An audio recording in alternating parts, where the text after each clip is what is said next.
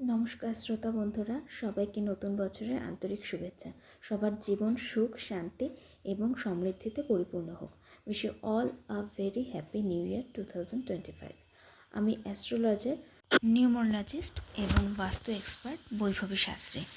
আজকে আপনাদের সাথে নিউমোলজি মানে সংখ্যাতত্ত্ব সম্পর্কে আলোচনা করব। নিউমোলজিতে সবচেয়ে ইম্পর্ট্যান্ট যেই নাম্বারটি আছে সেটা আমাদের জীবনেরও সবচেয়ে ইম্পর্ট্যান্ট নাম্বার, সেটা হলো ডেট অফ বার্থ। মানে যেই ডেটে তুমি জন্মিয়েছ সেটা নিয়েই আজকে আলোচনা করব।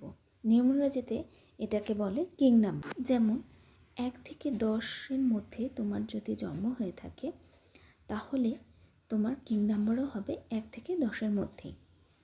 আরও সহজ করে যদি বলি তাহলে তোমার জন্ম যদি 1 তারিখে হয় তাহলে তোমার কিং নাম্বার হবে 1। সেরকম 2, 3, 4, 5, তাহলে তোমার কিং নাম্বারও সেইটাই হবে 2, 3, 4, 5। এবার যদি তোমার জন্ম 11 তারিখ, 12 তারিখ বা 13 তারিখ হয়ে থাকে তাহলে সেটা যোগ করে নিতে হবে।